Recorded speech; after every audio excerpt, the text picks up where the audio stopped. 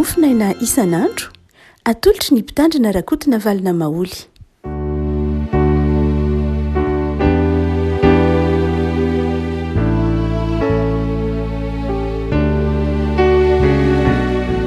Fagnaraha-batsika rehefa ity Alatsinainy fa 5 ny volana Septambra ity.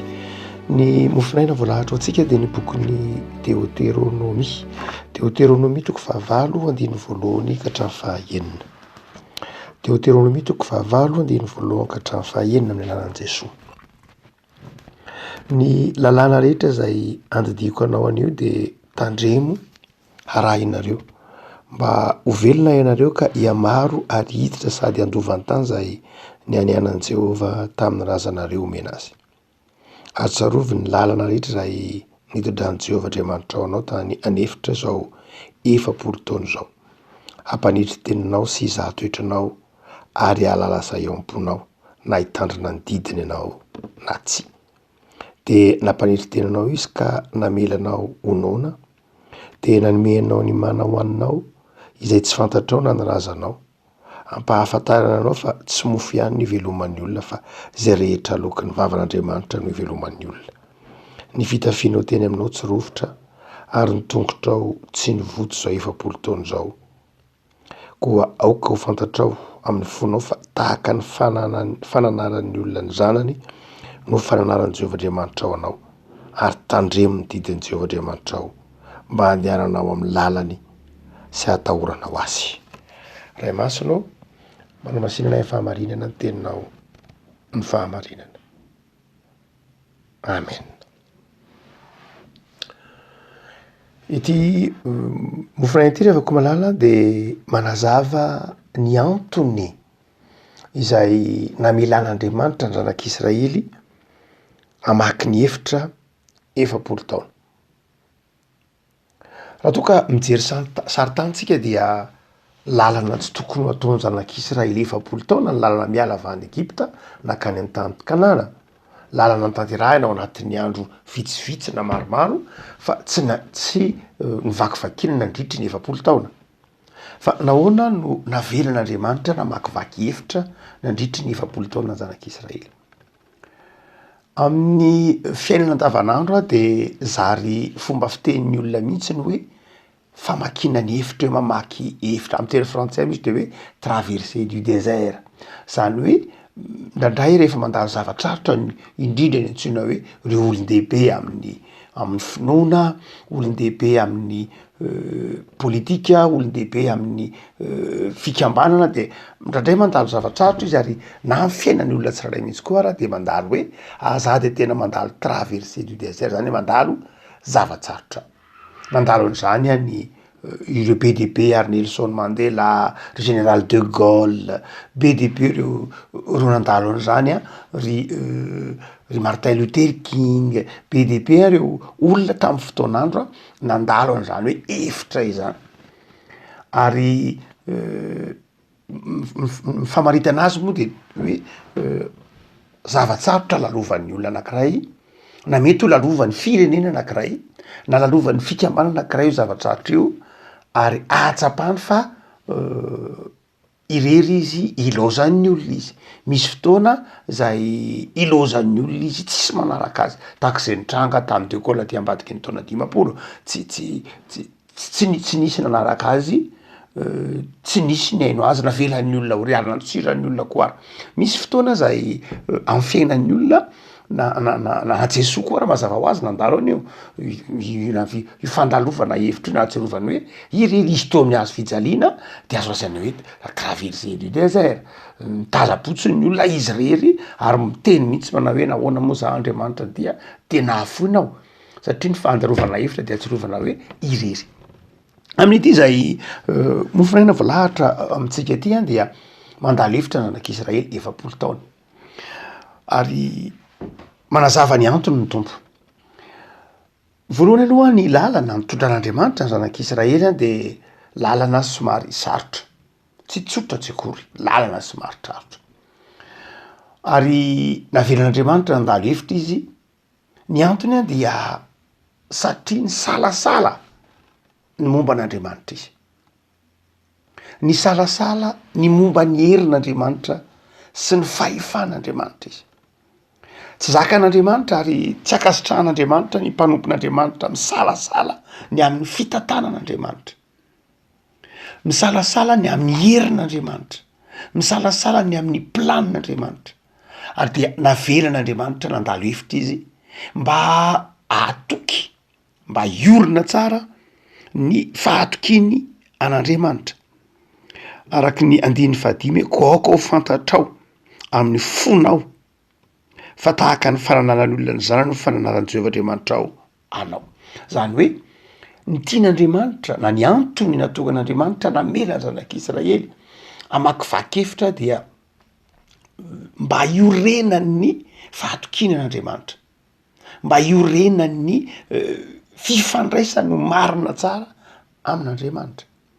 Andriamanitra mantsy efatra ny ampiandohana de efa nanome toky, nanome toky an'i Mosesy ary nanome toky ny zanak'Israely, ny voady ny zanak'Israely fa hanaraka an'Andriamanitra, atoky an'Andriamanitra amin'ny lalana diavina.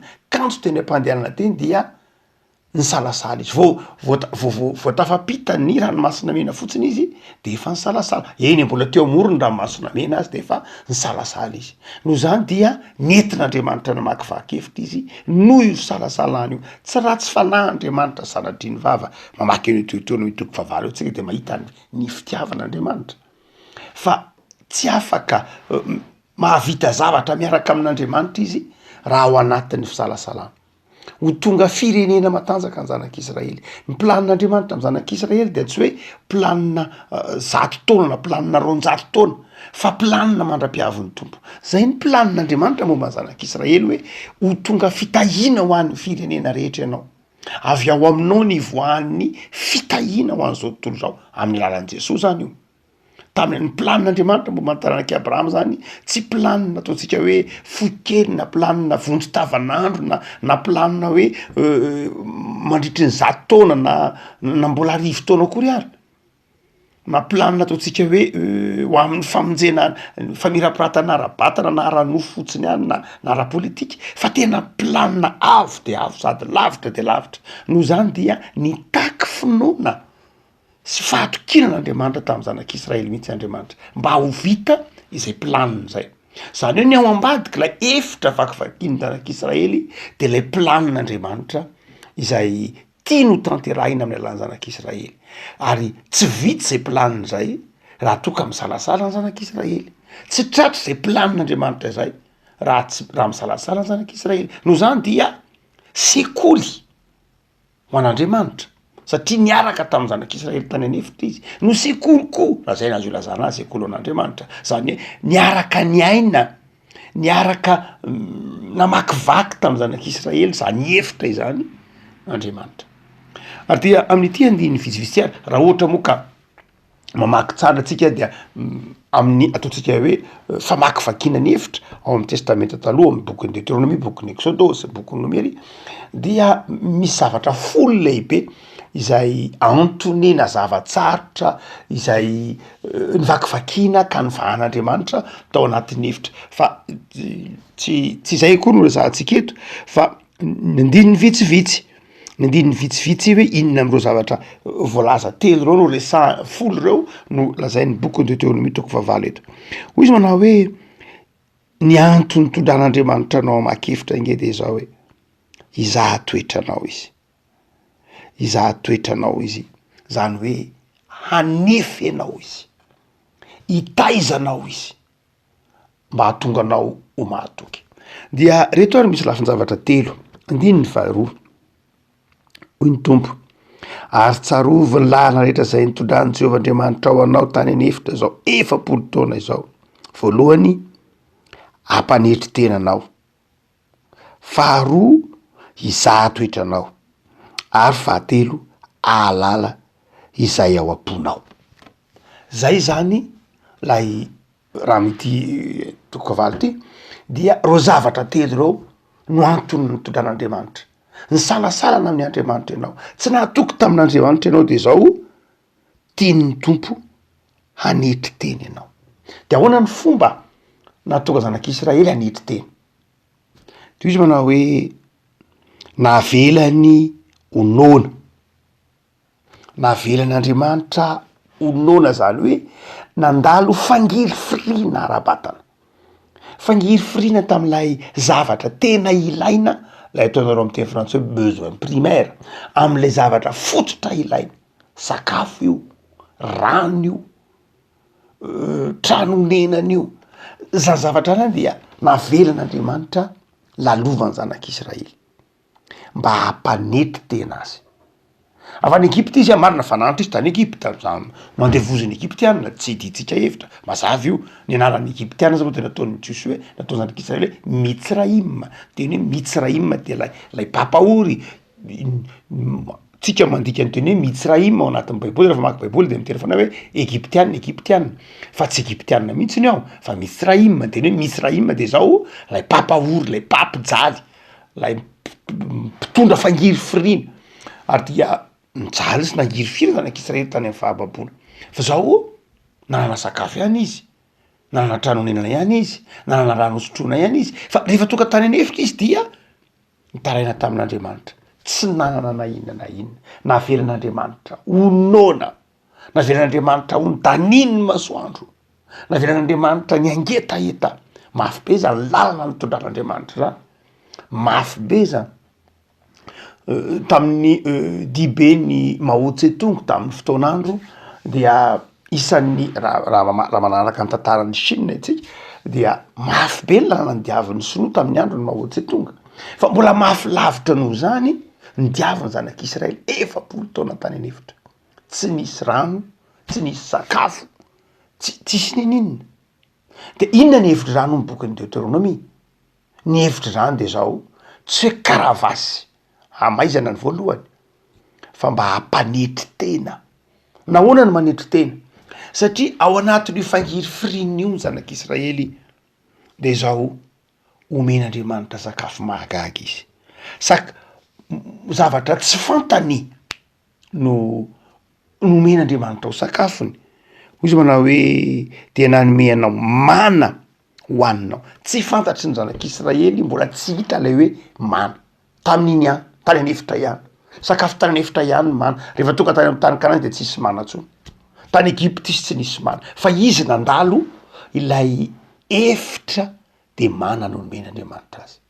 Ny dikan'iny de zao manao hoe velona ianao na dia tsy niasa aza, velona ianao tsy noho ny fiezahanao fa noho ny fameloman'Andriamanitra anao, zay dia manjary manetry tena zanak'Israely. Tian'Andriamanitra ho tsapany zany hoe ny mahavelona anao angery zanak'Israely de zao Andriamanitra, rehefa tian'Andriamanitra ho velona ianao de ho velona foana, ary na ny fitafianao aza tsy rovotra nandritry ny 700 taona. Ary any amin'ny dimy hafa moa de miteny hoe na ny kapy eny an-tongotra ao aza dia tsy tapaka. Zany hoe tiany tompo, tian'Andriamanitra tsy azo zany zanak'Israely fa tsy miankina amin'ny herin'ny tenany akory no mahavelona, fa miankina amin'Andriamanitra irery ihany, ampy hahavelona ny olona ny fiankinany amin'ny Andriamanitra. Tiany tompo niankina taminy zany zanak'Israely, fa tsy ankina amin'ny herin'ny sainy, tsy ankina amin'ny fahaizany, tsy ankina tamin'ny fahazarany, tsy ankina amin'ny fahaiza-manaony, fa voalohany indrindra ny olona azon'Andriamanitra ampiasaina de olona zay resy lahatra eo amin'ny fiainany. Fa rehefa tian'Andriamanitra ny ananany zavatra anankiray, tian'Andriamanitra ny amelona azy de velona izy. Tsy azon'Andriamanitra ampiasaina ny olona mihevitra ny tena no mahavita rery, tsy azon'Andriamanitra ampiasaina ny olona matoky tena, tsy azon'Andriamanitra ampiasaina ny olona préare mihevitra fa mahavita tena, fa ny olona azon'Andriamanitra ampiasaina, ny olona afaka hiditra ao anatin'ny planin'Andriamanitra de olona mahatsiaro hoe za Andriamanitra dia miankina aminao, rehefa tianao ny ahavelona de velona, avy aminao daholo ny zavatra rehetra eo amiko, zay olona zay no azon'Andriamanitra ampiasaina. Ary io tahaka ilay zanak'Adala, volazantsara ka ny Luka, lay zanaka Adala, lay zanak'Adala dia rehefa mamaky ny tantara sika dia tsy nanana na inona na inona intsony izy. Rehefa tsy nanana na inona na inona intsony izy dia niverina tao amin'ilay ray. Ary zay ny tian'Andriamanitra ho takatra ilay satria zanak'Adala de nitaky fahafahana, nitaky fahaleovantena kely zanak'Adala hoe omeo ahy raiko zay rehetra tokony ana, omeo any zoko avelao any de rery za tsy araka aminao tsony fa vitako ny fiainako, omeo any ny fahafahana hitondrako ny fiainako samy rery fa za tsy te araka aminao tsony. Kanjo resy izy ary izay fahareseny zay ka niverenany tao amin'Andriamanitra natao amin'ilay ray iny de tonga fandresena indray. Otsika manao hoe ny anton'ilay efitra de iverenany ny fitokisan'ny zanak'Israely amin'Andriamanitra ary iverenany ao anatin'ny fanitretena. Tsy ananany frehariana eo anatren'Andriamanitra fa itenenany hoe fa ny fahasoavanao Andriamanitra ny mahatoy izao aho. Ny olona miteny manao hoe fa ny fahasoavanao Andriamanitra ny mahatoy izao aho. Izay olona izay no azon'Andriamanitra lesay. Tahaka ny Davida ny teny manao hoe misaorany Jehovah ry fanahiko. Izy reto anatiko misaorany narany masina. Ny olona zay mahatsiaro hoe ny zavatra rehetra zay eo aminy de zao avy amin'Andriamanitra. Manetry teny ao anatren'Andriamanitra zay ny dikan'ilay efitra. Raha mandalo efitra anao de zao ny tian'ny tompo takatrao de zao ny fanitretena. Raha mandalo efitra ianao de zao sekoly ahatsapanao hoe io Andriamanitra io de tia hampanitretena anao. Sekoly tian'ny tompo iverenany fahatokinao an'Andriamanitra zay fotsiny dikan'le efitra. Tian'ny tompo iverina ny fahatokinao an'Andriamanitra. Tsy hoe efitra mahatonga anao tafasaraka amin'Andriamanitra tsy zany. Fa efitra iverenany fahatokinao an'Andriamanitra. Raha miverina amin'ny fahatokinao an'Andriamanitra, miverina amin'ny finoana ianao de izao manjary sekoly mampahery sy mamerina ny fifandraisanao amin'Andriamanitra ary mitondra anao amin'ny famirapiratana indray. Asadoroana nefa ao anatin'ny efitra de misy fakapanahy. Misy fakapanahy te hiazona anao sy te hampisaraka anao amin'Andriamanitra. Tao ny efitra inge nisy ny teny tamin'ny Mosesy, nisy ny taona zanak'Israely anompo sampy hitatsika, nisy ao anatin'ny efitra io, rehefa ao anatin'ny zava-tsarotra io anao de zao misy koa ao. Tahaky ny tranga tany any efitra, tahaky ny nazo an Jesosy tany any efitra hoe rehefa tany any efitra Jesosy nona nandritry ny 900 andro, eto moa zanak'Israely nona nandritry ny 900 taona de tonga lay mpakafanahy. Ny teny manao hoe teneno no tonga mofo vaty io. Ao anatin'ny efitra io koa nefa no misy ny fizahanttoetra. Ary zay mahatonga ny faharoa io izy manao hoe ampanetri-tenanao sy izahan-toetranao. Ny faharoa de zao mizahan-toetra koa lay efitra. Mizahan-toetra hoe mitoetra sa tsy mitoetra amin'ny finoana. Rehefa ao anatin'ny zava-tsarotra ianao ao anatin'ny efitra io de tsy maintsy misy ratsy nitaonanao hiala amin'Andriamanitra. Rehefa ao anatin'ny zava-tsarotra sika ary indrindra ao anatin'lay fahalemena, ao anatin'lay filana lay fototra, nona, tsisy sakafo, tsisy vidianana fanafody, tsisy vola, tsisy fitafiana, ilozan'ny olona, de ao anatin'iny fotoana iny ny tonga lay mpakafanahy. Tonga lay mpakafanahy aninona? Tonga lay mpakafanahy ampialanao amin'ny finoana. Tonga lay mpakafanahy anozogozona ny fahatokinao an'Andriamanitra. Zay le hoe izahan-toetra. Avelan'Andriamanitra hitranga mihitsy zany la efitra mba hahatonga anao ho mafy tsara ao le fizahan-toetra. De hoe nandiny manao hoe ny fitafianao teny aminao ange tsy rovitry ary ny tonga anao tongotra ao tsy ny voto sao 700 taona zao. Zany hoe na dia eo aza mamakivakevitra zany mamahy be ny fasika, ny hafananany amin'ny efitra tsy mitovy amin'ny hafanana dia mafana, de matetika mivoto ny tongotra satria mandeha tongotra sy ny tahaka zany. Dia hoy ny tompo eto manao hoe lay fizahan-toetra de fizahan-toetra tsy manimba ny vatanao. Rovinary lay efitra ny hoe manjary sekoly ka manjary fitaizana de zao rehefa miorina amin'ny finoana isika. Ny fahatelo de zao izy izahan-toetranao ary ahitany zay ao am-ponao na hitandrina ny didiny anao na tsy. Avelan'Andriamanitra andalo koa zany na mandalo lay efitra ny olona ny mpanompony ny olona nofidiny ny kristianina tsy hoe ho fizantoetra ihany na koa hoe mba hampanetry tena amin'ny lafiny moraly na toetra fa izao koa tena amin'ny lafiny ara-panahy hoe manahoana tian'Andriamanitra ho fantatra ny ao am-ponao, tian'Andriamanitra ho fantatra ny ao an-tsainao. Ka tsy mety mitemana hoe fa ngamo Andriamanitra ve tsy Andriamanitra de tsy ahalala ny ao am-poko e. Izay indrindra ny tian'Andriamanitra ho avoakanao eo am-ponao io. Ianao ankehitrindray raha tsy mandalo hevitra de diso fijeriny teny. Aza tonoina fa betsaka ny olona diso fijeriny tenany. Be de be ny olona diso fijeriny tenany. Fa ny zavatsarotra lalovan'ny olona de mahatonga ny olona ahafantatra ny tenany. Ary ny entiny hoe raha miteny Andriamanitra manao hoe mba hahafantarany eo am-ponao, fantatr'Andriamanitra ny eo am-ponao, fa tian'Andriamanitra ho fantatrao koa hoe ohatran'inona moa ianao ty rehefa mandalo zavatsarotra. Olona be menimenina ve? Sa olona mpanome tsiny tahaka ny Jona mpaminany, manome tsiny an'Andriamanitra, sa olona manome tsiny Andriamanitra tahaka ny zanak'Israely teo rehefa tody sarotra de manome tsiny fa tsy mahatsiary hoe mba misy andraikitra nge zao Andriamanitra. Mahatonga za tonga amin'ny zavatsarotra ohatr'izao tsy andraikitra re fa andraikitra. Fa misy ny olona dia manilika ny tsy fahombiazany mandrakariva any amin'ny hafa na any amin'Andriamanitra. Tsy mety resy lahatra hoe izy tenany mihitsy ange no olany, izy tenany mihitsy no manana olana ara-panahy, izy tenany mihitsy no mety malaina, izy tenany mihitsy no tsy mahay manitsy tena. De rehefa asiana zavatsarotra de zao lasa fantany tenany. Fantany tenany, azay ny tian'Andriamanitra ho fantatritsika rehefa mandalo hevitra isika. Fantatsika ny fetratsika rehefa avy eo. Hoe Andriamanitra kaiza kay olona tsy mahatoky. Aiza olona mora mivadika aminao. Aiza olona mora miova hevitra. Aiza olona tsy manam-paharetana. Aiza olona materialista fotsiny ko aza miazany hoe ny antony iarahako aminao Andriamanitra dia ho an'ny filan-javatra fotsiny. Lasa mila zavatra matomba anatiny anao fa izao tsy hoe manaiky ho mpanomponao.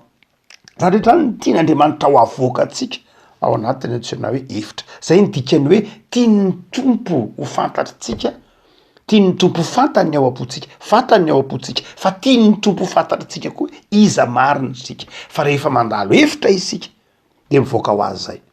Rehefa koa malala ny tenin'ny tompo tamin'ny zanak'Israely de manao hoe koaho fantatrao amin'ny fonao fa ny fananarany fa tahaka ny fananaran'ny olona ny zanany ny fananaran'ny Jehovah Andriamanitra ho anao. Andriamanitra mananatra. Zay ny dikany hoe mamakivaky hevitra. Tsy te hanany ratsy Andriamanitra. Aikay fitahiana kay zay. Aikay hianatra zany zay. Aikay fahasoavana ny fiarahana amin'Andriamanitra. De ny hevitra amin'izay fotoan'izay de lalana lalovana vetivety. Ny dikany teny hoe 70 taona. De zao efa lasa 70 andro izy tamin'i Jesoa. Zany hoe efa noho ny amin'ny Jesoa tian'Andriamanitra de zao efa fohy io hevitra io. Ary io hevitra vakivakinao io de zao efa nivakivakin'i Jesoa io. Ka raha mamakivaky hevitra ianao de matoky. Fa fitaizany zay. Raha mamakivaky hevitra ianao de tian'Andriamanitra iorona ny finoanao. Raha mamakivaky hevitra ianao de matoky fa tsy faharavana. Tsy mamelanao irery Andriamanitra. Fa izao mikarakara zay mety ilainao izy, ny fitafianao tsy rovitra, ny kapanao tsy tapaka, ny tongotro tsy mivoto, ianao tsy nona, ianao tsy mangetaeta. Zany hoe miantokandrao ao anatin'io hevitrio Andriamanitra. Rehefa koa malala teny fampanantenanao anao ty bokin'ny Deutéronomie toko 7 ty. Ahatonga anao iorona bebe kokoa amin'ny didin'Andriamanitra. Ny ao ambadiky ny hevitra de fandresena nezinezina. Tsy tonga any amin'ny tany Kanana raha tsy misy hevitra. Ny fandresena tsy narahana fiaretana sy manjiry firena, fandresena tsy azo amboninahitra. Fa izao rehefa avy nandalo fanjiry firena, rehefa nitezain'Andriamanitra de tsapanao ny amaminy antsoina hoe fahafahana.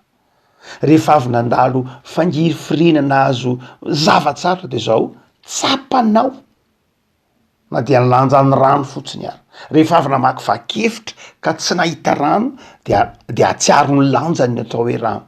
Rehefa maky vakefitra ka ny atsiaro ny anoanana de atsiaro hoe ay zava-dehibe ny sakafo. De lasa olona mahay mitantana, olona endry, olona mahafantatra ny vidin'ny fotoana, olona mahafantatra ny vidin'ny ny zavatra omeny Andriamanitra sy ny atsarany zava-boary, olona resy lahatra ny amin'ny fahasoavan'Andriamanitra. Noho zany de mety eza hiankina amin'Andriamanitra raha sanatria mandalo hevitra ianao, satria mety mandalo an'izany avokoa ny mpanompon'Andriamanitra de zao matoky fa hitondranao amin'ny fitahina mahatrerika ny tompony. Nandalo an'izany daholo, nary Davida mpanjaka nandalo an'izany hevitra, nakalainy Absaloma zanany, nenjehany Saoly, nandalo an'izany daholo ny olona rehetra.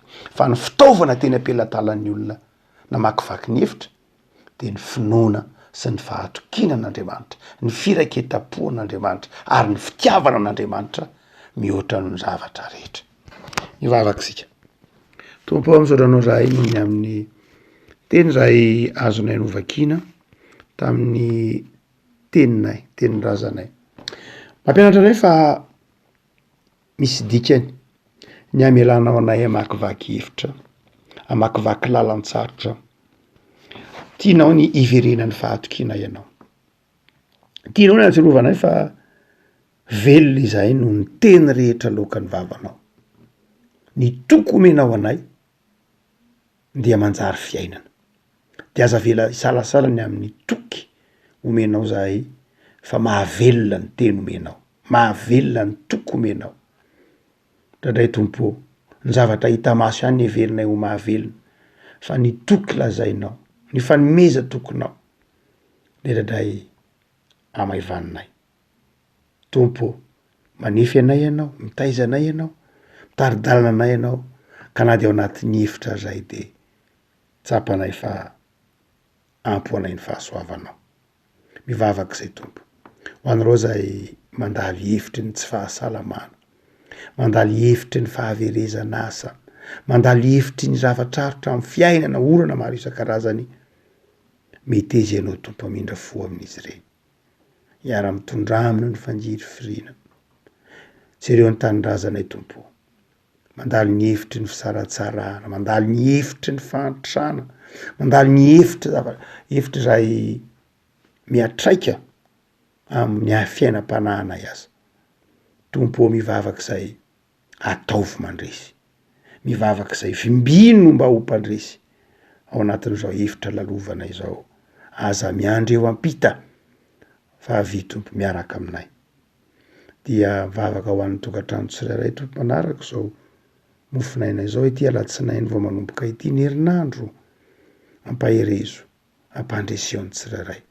Aza velanao hiady rery, aza velanao hitolona samy rery olana sy sedra maro samihafa, velanao lalovana fa ataovy miorona amin'ny finoana, ataovy faly mananao Andriamanitra.